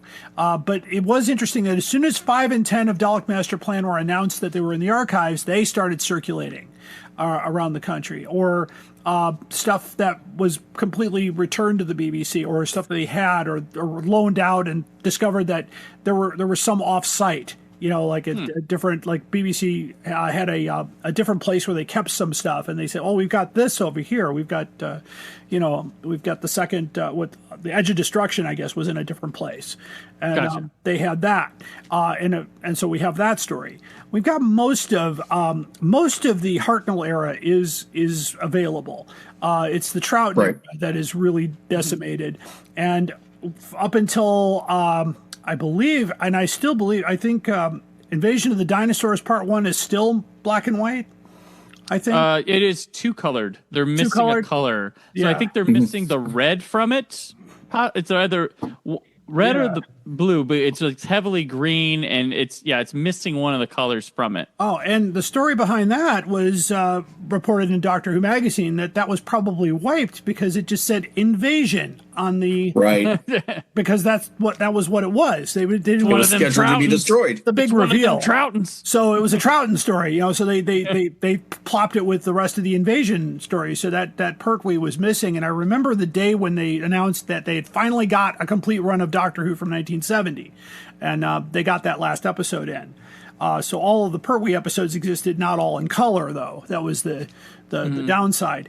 But I guess that question to discuss next is, how, and I know Doctor Who fans have been doing this loud and proud all across the internet, is how do we convince these collectors to, let us take a look at these, and then you can keep the film and enjoy them for the rest of your career. But how do we get the message out that, this is really something the fans want? We want those missing. I think it's already starting to happen with Films Fabulous. Yeah, they're key. They're doing such an amazing job with things, and how they're pushing for a lot of these collectors, at least, hey, let us help you at the very least to organize and catalog what you own. Because they don't even know what they have sometimes. They just buy up whole bunches of them. They see a couple titles they like. Lots of film. And like, hey, I want those. How about you just take this entire stack for this much? Okay, I'll just take the whole stack. They have no idea what's in them. Right. You don't know if the films are in the wrong cans, which is always a possibility. Right. That happens a lot. And that's happened before with things. But the fact that they're doing that and getting some of these collectors to realize, okay, people do, besides us, those heavy duty collectors going out and buying them, they're starting to realize other people out there really do cherish these things and would like to see them. And I mean, part of it is, it's that collector mentality that I've got something you don't, but there's also the other mentality a lot of them have of, this needs to be preserved. I don't want this to go, so I'm holding on to this, in a sense, to curate it for myself personally, to protect it. But now you're seeing there are other people that truly are as passionate as you that don't have the ability to go out and get these films. Share. Yeah. And I think some of them are starting to realize, because there's so many people out there that do have that love for it, that they're starting to loosen up their handholds a little bit with that to start sharing. But I understand some are still a little terrified that, from the horror stories of BBC coming and confiscating and taking these things from them when they found out people would have some things at one point. So they would just keep their mouths shut about it. Right. Now they're being told there's a chance, we just want to make copies. We'll give them back to you. We promise. You can be in the room when we do it. Yeah, you can be anonymous too. There's a lot of them worried that they will be, charged with stealing and lose their pensions that they're being given. Angry, right? Or Doctor Who fans with pitchforks and torches at their house. But the thing, they were at Film and Fabulous, right? The thing with Film is Fabulous is Doctor Who episodes is a byproduct of what they're actually doing. Right. They're in it to find missing silent films, better prints of films, all sorts of things, and that TV comes along with it. Because they found I think they found a Beatles performance that's not been had. Yeah. They found a lot of episodes of things that's a byproduct, as opposed to somebody going, "I heard you have Doctor Who. What you going to do?" Yeah. And so they're not even really having a discussion of Doctor Who. They're like, "You have something valuable. You have this collection." Also, there's families that don't know what to do with lost loved ones, collections, things like that, and they're doing a real service. We're happy about 2 Doctor Who films, but I believe they've found over 450 silent films at this point that didn't exist. Like that's probably more important than 2 episodes of Doctor Who in the long run of things. But that's the thing is, it's about all collections, and I think that's helping more than what they call the treasure hunt. And what they did was right. They went through the whole collection first, pretty much, because the stuff they're still going through, I think, is they found he collected train videos and stuff, not stuff that's a lot of value to media. They meant a lot to this guy, and then they did the proper thing with it, and then they also they kept him anonymous. And they pleaded to the BBC. They said, "You get this back, but it's got to go for free on iPlayer for people to watch immediately." And it went to YouTube as well. So went to YouTube, which Doctor Who, I don't think you have to worry about Doctor Who not selling on physical media because it's there on iPlayer or YouTube. Oh, it's going to buy it. It's going to sell. Yeah. We buy it. We like more so than Star Trek. We buy the physical media as Doctor Who fans. A new issue of Lost in Time needs to be done now because of they're all gone. Yeah, well, I know they've been animated. Like the stragglers. I know.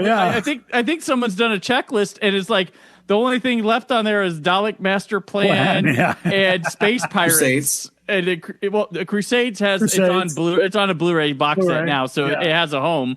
But yeah, you're right. Yeah, Crusades.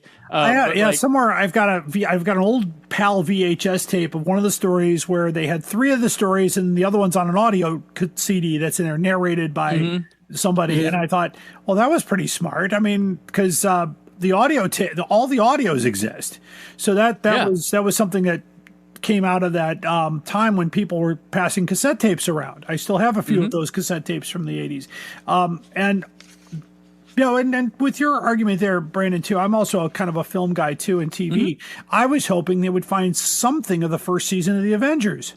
Well, there was a moment where they said, and then they took it back. So I think the collector decided not to. I think they knew of it, thought they were in with the collector, and then the collector backed away. They haven't really responded to what's with that. And there's been stories of collectors that are bitter with the BBC, and I'll never give it back. I'm like, it's bigger than just that. It's not just your grudge, BBC. you know? Yeah. Like, these will die with me. It's like, no, but please these don't. are people.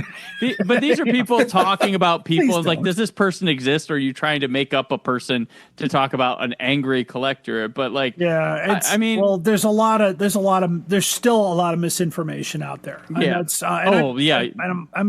I'm always careful whenever when I did my episode segment on missing episodes, I had to cross every T, dot every I, and I even checked with my lawyer friend to say, hey, can I say this? And they said, it looks like you're well documented here. So, I just don't put out anything that's a myth or a theory. You can say it's a theory, but you can't say this is fact when it's not a real, if it's coming from another source that you can't verify, and so Doctor Who magazine, thankfully somebody out there has already cataloged all the stuff that's been published and put it in one spot for us to find. Thank you to the folks at Wikipedia for doing that. And that's basically how it works. And now with AI coming into it, and they're getting all this information as well, the chat GBTs of the world, it's easier to say, okay, yes, there's been the rumors that have been published include, Marco Polo and the 10th Planet Part 4 and parts 1 and 2 of the Space Pirates or something like that was out there. Mm-hmm. Nobody's ever confirmed it. There's been no further news about that. And there was, and this goes along with Doctor Who magazine's endless, this is coming out, and then it never comes out. So they're not their fault. They got the press release, or this is official news. We got this news. And now, of course, with the 24-hour, internet bomb news that, when I got it on Google News that the episodes were found. I was like, whoa, okay. This is great news. I saw a BBC TV article about it, and I was like, what? No. And then Radio Times came up with it. Right. And then I was like, oh, Richard Bignell shared this. That guy doesn't joke around. So I believe this. And I know, because I don't believe everything that is posted on the Ian Levine account. That's because that's not controlled by him necessarily. And I can't believe Ian Levine sat down for a Mythmakers. Keith Barnfather was just over the moon that he sat down for that. And he's an important guy. I won't say this. He's a very important guy. Regardless of his words on the internet and behavior sometimes, he has contributed a lot to the show and its history. Yes, he has. So his telling his tale has validity. So I'm not, you can make a stink, but it's like he existed. There is stuff because of him. Yes, he acts like we should kneel before him every morning because he got us some episodes back. But I face South by Southwest every morning. Right. I will say for the people, like the facts of the matter of where we are at now with missing episodes, what's left is Film is Fabulous. They have said, in addition to what we just got back, they are aware of multiple episodes across multiple collections. And then Paul Venesis, in addition to them, has said, he told Steven Shapansky, which he told him at the time, he told him backstage at Gallifrey 1, but Steven has since said it on his show, so I will share it here because he said it publicly, but he told me he knows of 2 episodes that are not from the same story, but he called them inconsequential. But every missing episode's consequential to me. It's consequential, absolutely. Yeah. So I think maybe he means like a companion doesn't exit it's not 10th Planet 4. It's not First Jamie. It's not. It's just not the Grail episodes. Yeah. So something like, and Steve and I were talking. We're like, it's like Toymaker 3. That something like that. Toymaker 3 would be cool. Well, it would be cool. it'd be cool, but I guess saying what happens in there. But so there's that, and then he's also said there was a collector that he knew of, but he had it.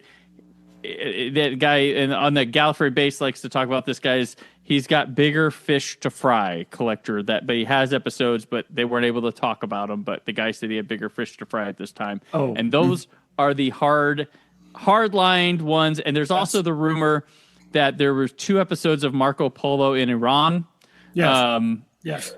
I'm going to guess those might not be in good shape anymore. I think we just bombed them, actually. Yeah. I'm going to guess those aren't in good shape. We've got them. Oh, no.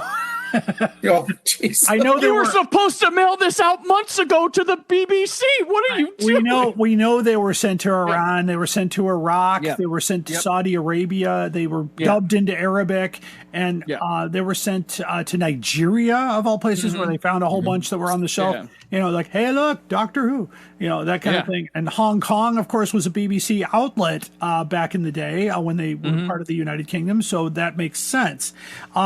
One of the big quotes here, and this is an anonymous quote, but as long as there are archives and collectors, there's hope.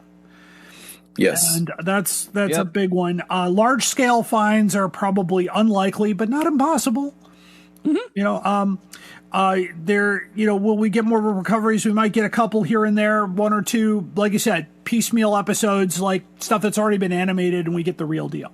That's what we need to have back, is one that's already been animated, because we've had reconstruction from loose cannon comparisons, but we've never had, we already animated this. Did we get it? Or because Fraser Hines told me that when Makra Terror came out, he said the animation was really good, but you should have seen the thing that they made in the real episode, because I said, well, I wish I could. Of course, that whole story is lost, but I think it'd be cool to see an original. That's one. That's high up there for me. Yeah, that's a fun story. I would like to see. I also want to see the marching band at the end. I think that's kind of cool. Yeah, right. I mean, come on, we need that sequence back. Yeah, I just and that, and I also know too, just from other sources, and we have this all on various DVD extras and that several news footage companies returned, parts of Power of the Daleks, including the opening scene, the Dalek production line, and things like that. And then there were censor cuts that were found,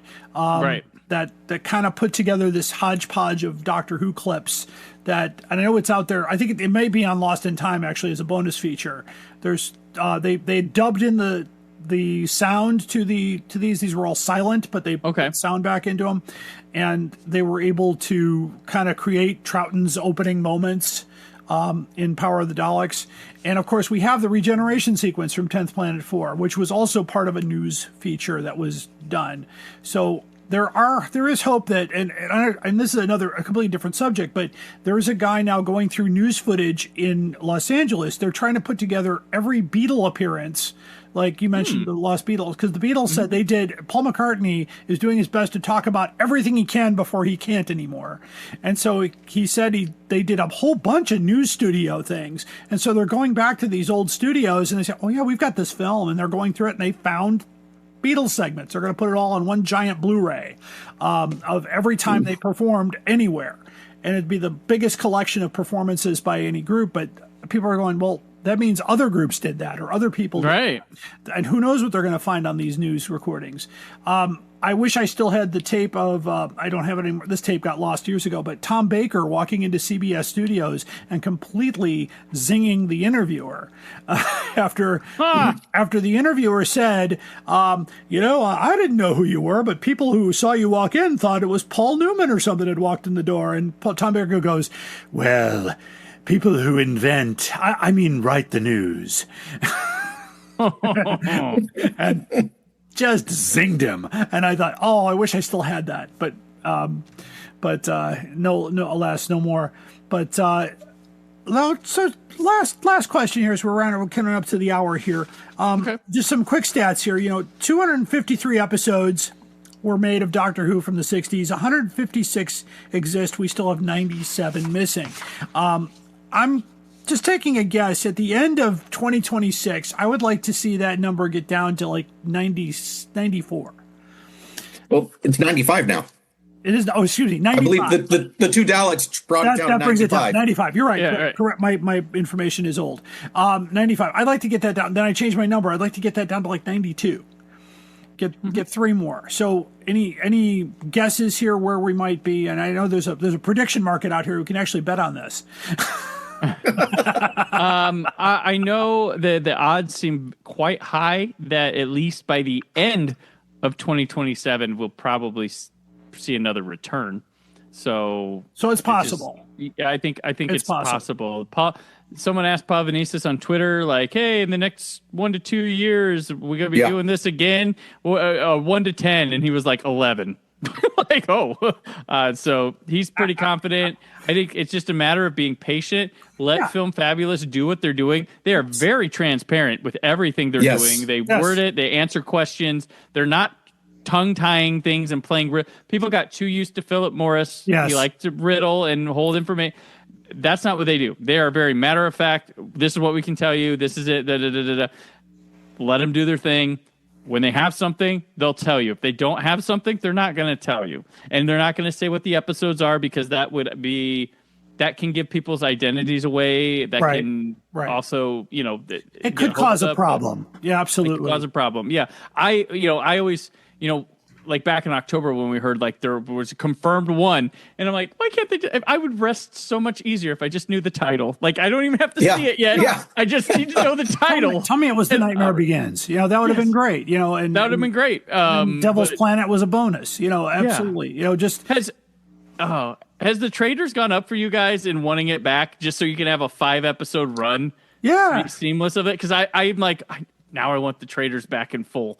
Like we have the last moments of Katarina, and then we have a little bit of Brett Vion's demise because it's at the beginning of the next episode. So we have like a minute and a half of that episode. But yeah, now the traders has gone like way up in seeing this whole story complete is now. I liked it before, but I was just like, we can get some of this. Is such a the YouTube loose cannons of those. The view rates have gone way up. And it's been because I watched it the other day because I went back and watched it again. Right. And then I came back today and I saw that the view count had gone up by 3,000. So it's definitely got people focused. This whole thing has got people focused on the Dalek Master Plan. Copies of the target books for The Mutation of Time and Mission to the Unknown have gone way up in value in just a couple of weeks that this has happened here. So you'll find those copies now going for up to $50 a copy on eBay if you don't have one. So it's and of course I've still got the old Dalek Master Plan that was done by one of the Australian writers or New Zealand writers. Oh yeah. So I've got that in the collection too. I've had that. I bought it at Larry's comic book store in Chicago. So way back in the day. But anyway, final thoughts here. Eludis. It's just very exciting to nerd out on something like this, and even looking at it outside of Doctor Who, the fact that there's so many other lost shows that can benefit from this. I think Film is Fabulous, for example, while Doctor Who is not a focus for them, which is understandable. It is a benefit to them. It brings more light shed on them. I'm sure this has got to help with donations to get them more funding to do what they want to do. And I think with that, that's going to start getting more collectors that have stuff, maybe starting to become more aware of what they have, to look at them, and even to be, again, likely to go, you know what? Let me talk to them and let's see what I can do about getting these back out there. So very excited to see that, and it's just fantastic to be able to see some of this stuff that we only were able to imagine. I mean, for years you'd imagine what was Enemy of the World like, and only having the Target book. And finally seeing on the screen, and while some people said they didn't like it as much as they were hoping to, or at least I think that was more for Tomb of the Cybermen, they felt let down. First time I saw it, and still watch it numerous times, absolutely love it. And to me, because I just try to put my mindset of when it was made, right, and to understand what I'm looking at versus comparing it to what's happening today. But this is just fantastic, and I hope that means it's going to cause more people to be willing to communicate what they have and share with one another. And one final thing I would say with the Dalek Master Plan, watching that loose cannon of Katarina's death, I'm really curious to see the traders found now, just because seeing her floating in space just shocked me. Yeah. If you see, you look at that going, did they really do that? They talk about all this stuff like during Tom Baker's era with Barry Whitehouse and how violent it was and stuff. And I'm thinking they pretty violent. Had her. This is worse than getting your head dunked underwater. Yeah. I need to see this. I need to see if they really truly did this and how did they show this. I mean, definitely curious to see, because what we do get found sometimes is even better than what we imagined. I agree. So really excited to hopefully find more of these in the next couple of years. Great. Brandon, final thoughts? Yeah, I continue to be amazed that like classic Doctor Who, and I love the modern series as well. I'm not like but classic Doctor Who hasn't had a new episode since 1989, but continues to find ways to be exciting, new, fresh, whether it's the animations, the Blu-ray collection sets, new featurettes, or finding missing episodes. I don't know of any other show that can continue to deliver the amount of excitement like classic Doctor Who has. Like, I've never in my life. I'm a fan of other things as well. Not as hardcore as Doctor Who, but like, it's just wow. Like this old series can be fresh again every couple years, every 6 months, and this is the peak of that, because we all want these missing episodes, and the fact that we look like we're on a trajectory to have more of this in the next couple years is just this, along with the Blu-ray box sets, more animations, merch, Big Finish audios. It's incredible, and the passion from those involved with it to continue to support it and be ambassadors for it is unlike anything else, because a lot of people walk away. Someone like Colin Baker on another show might have never come back. I mean, we're seeing what Eccleston feels like with things, but he's warming.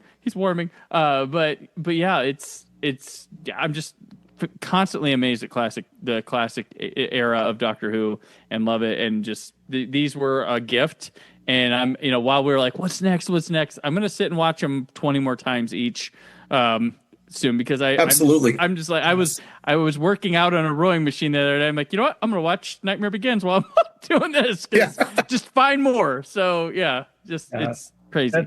It's truly amazing when I can sit down and watch a Doctor Who story I've never seen before. At my age, and I've been watching the show since 1975. That still gives me just absolute energy, and of course I did this right before going to bed, so my head was spinning most of the night trying to get my head around these stories and remembering the Varga plants and all the stuff that I learned about this story and read the book and of course I focused on that was Nicholas Courtney's first Doctor Who appearance. And we have it now. I was so excited.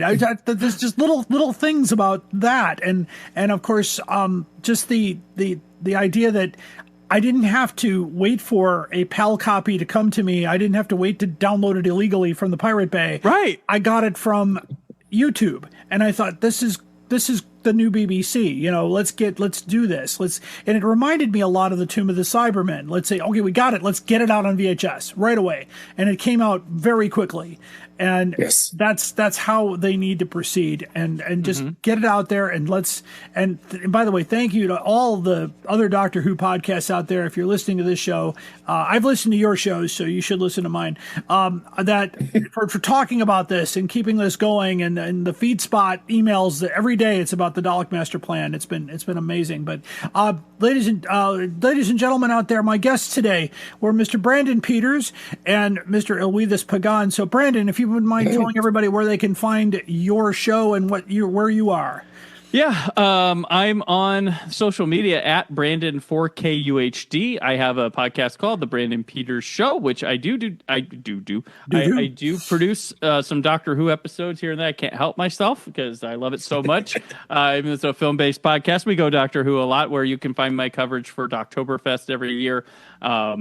And stuff like that. Right now, I'm going through 60s Batman, which Larry has graced the show with to talk about. We're about wrapping up season 1. Larry will return. And I'm getting ready for my Summer of 86 at 40 series, which is this is the 5th year we've been doing.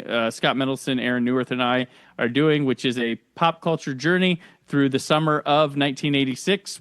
The mission statement is, what was life like when someone was going to see Top Gun that weekend in the theater? Because it's not just the movies. I saw it in the theater that summer. There you go. So yeah, I was a junior in high school in '86. So yeah, we talked the movies, we talk the news, we talk the top 10 television shows, and we talk the top 10 songs on the radio at the time. I can't wait for that show, because '86 was a great year for me. Absolutely. Oh yeah. And Eluides, any place people could find you if you want to be found? I just seem to be popping up everywhere in different little places. I don't know, real-time pictures maybe. I don't know. Yeah. Which has been kind of cool. But no, I mean, you'll just see me around online, Facebook, a lot of Doctor Who groups. I'm hoping sometime the next year to get a podcast running of my own. I know you've talked about that. Yeah. From the book I was originally working on to realizing, okay, this isn't going to work the way I was hoping. In fact, it would work better this way. Yeah. So it's kind of morphing into becoming a podcast instead. And then, of course, has been mentioned before, I have try to do an annual auction for Charity Unite for Lily. Yes. That means a lot to me, and it is of Doctor Who items. Yeah. So, yeah, and so very soon, I finally started pulling everything that's going to go into an upcoming auction, and there might happen to be 2 Dalek Target books I have that people might be very interested in. Could it be the mutation of time? There's some kind of plan in place for those 2 books to be put into the auction. So just might want to keep your eye out for that. But anyway, you'll just find me everywhere, I guess. I don't know if you've seen this one here. This is the collection that includes The Mutation of Time and Mission of the Unknown, which is read by Peter Purvis and Gene Marsh with Nicholas Briggs. So it's the best way to it's really good. It's really good if you can still find it out there. I keep a copy handy. Anyway, thank you for joining us today on the show, and my listeners, please stay tuned. There is no plot. I am being completely honest with you. Mine, I believe. Thank you. Where have they gone? They've been taken back to the wilderness. The place is different, but the hunt goes on. You know all about the hunt, don't you, Ace? I felt like I could run forever. Like I could smell the wind and feel the grass under my feet and just run forever. The planet's gone, but it lives on inside you. It always will. Good. And the Master? Who knows? Where to now, Ace? Home. Home? The TARDIS. Yes, the TARDIS. There are worlds out there where the sky's burning, where the sea's asleep and the rivers dream. People made of smoke and cities made of song. Some of there's danger, some of there's injustice, and somewhere else the tea's getting cold.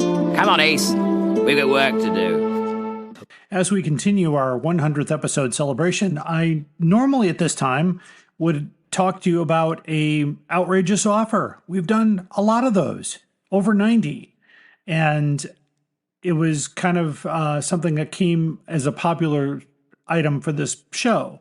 Well, I want to change gears just a little bit just for this episode, because at the timing, it took a long time for this episode to come out.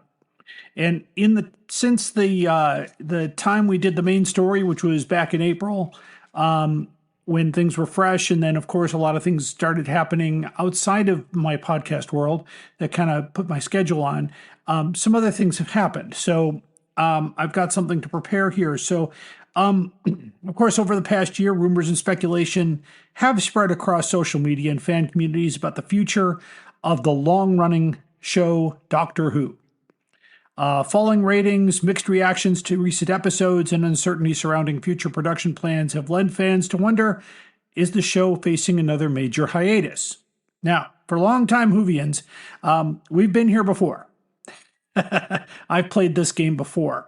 In the late 80s, Doctor Who was struggling. Although the show had been a staple of television since '63, audiences were changing and television was becoming more competitive. The BBC began to question whether the series still fit. In '85, the show was temporarily suspended. It was put on hiatus, which led to a massive fan campaign to save the show, including a theme song, which I'm going to end the podcast with. While it returned, the damage had been done, budgets were cut, production challenges continued. It went to 14 episodes when it came back. That was the trial of the Time Lord and the firing of Colin Baker. Then came 1989. The final classic episode, Survival, aired in December of '89, and at that time, the BBC never officially announced that it had been canceled. Instead, the show just wasn't renewed. The result was the same. It disappeared. And we entered the wilderness years. You've heard many podcasts on that. We've talked about it a little bit here. And right now, the Doctor Who Target Book Club is exploring the wilderness years as well. That might go on. This period lasted 16 years, by the way. It's a long time. Not quite as long as, let's say, Moses in the desert. That was 40 years, but 16 years was a long time. During that time, we kept it alive. Novels, audio dramas, conventions, fan productions. There was even that false start in 1996. We're hitting that anniversary this year of the Doctor Who movie, which I really loved. And I thought, here we go. It's back. And we still had to wait a little bit. And then after that, it failed. We kind of thought it was gone for good. But then something remarkable happened. It was in 2005, under the leadership of Russell T Davies, Doctor Who returned.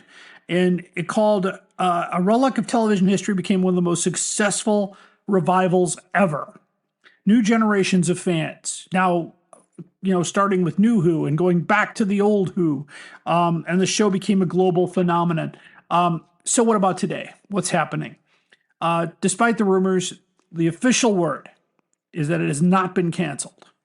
However, discussions about ratings, audience engagements, and the show's creative direction, they're the same exact things that came up in the middle of the 80s. I was a sophomore in high school when this happened the first time.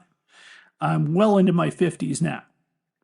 Since the Doctor Who, the difference is that Doctor Who exists in many different media landscapes that didn't exist back then. So success is no longer measured solely by television ratings. Streaming numbers, international audiences, social media engagement, and licensing deals all played major roles here. Even if the current era were to end, history suggests Doctor Who is very resilient. It's not over. It'll keep going in some fashion. Big Finish has their license for many more years, possibly longer than that. It is Doctor's greatest superpower. Its greatest superpower is not time travel. It's absolute survival, which is kind of iconic that was the final episode of the original series, survival. The series will continue uninterrupted, or eventually takes another break. I don't know. We've been here before, so Doctor Who will come back in some form. So, well, thanks for listening. I hope you enjoyed my 100th episode, longer than usual, but be sure to subscribe, share it with your fellow Whovians, let us know your thoughts. Is Doctor Who facing another 1889 moment, or is it just simply preparing for another regeneration? In fact, one thing we didn't get in 2005 was a regeneration sequence that was back kind of done later and explained in a different way. So time can always be rewritten, but I want to close the podcast with a complete recording of the 1985 Doctor in Distress, which features, by the way, the vocal talents of Colin Baker, Anthony Ainley, and Nicholas Courtney. And I have the LP that came with this. It was a lot of, I guess, the Moody Blues are on this, and some other folks.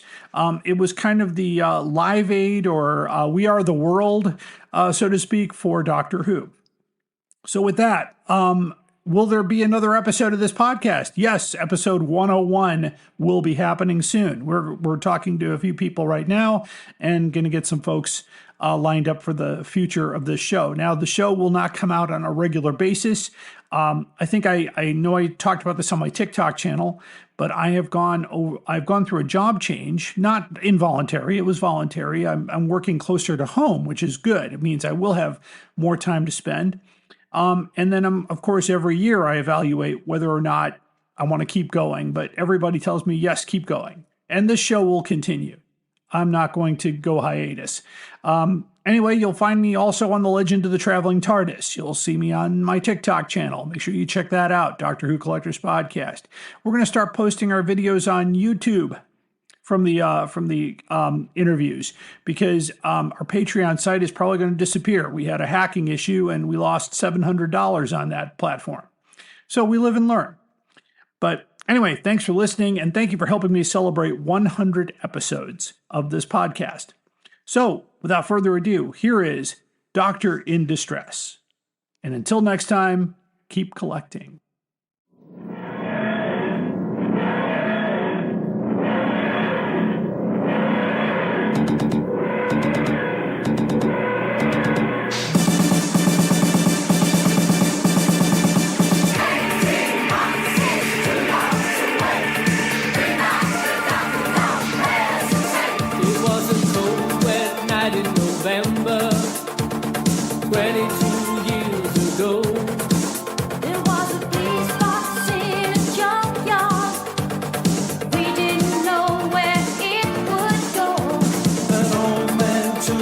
teach us into time and space.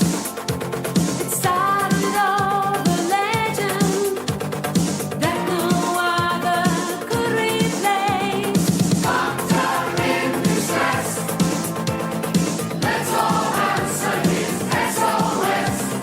Doctor in distress, bring him back now, we won't take less. Who's that doctor over there? There were evil metal creatures who tried to exterminate. Inside each of the casings, water bubbling up her pain. We met cybernetic humans with no feelings at all. Warriors of the ice, whispered over 7 feet tall. Doctor in distress, let's all answer his SOS. Doctor in distress, bring him back now, we won't take less. Bring him back now, we won't take less. If we stop his travels, he'll be in a mess. The galaxy will fall together once more. The nightmares monsters hiding a wall. Doctor in distress, bring him back now, we won't take less. No, no, no,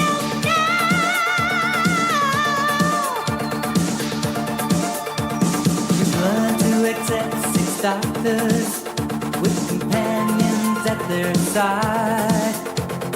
When they were faced with danger, they didn't run, they didn't hide. The brigadier and a master and a canine computer. Each screaming girl just heard that a Yeti wouldn't shoot her. Doctor in distress, let's all answer his SOS. Doctor in distress, bring him back now, we won't take less.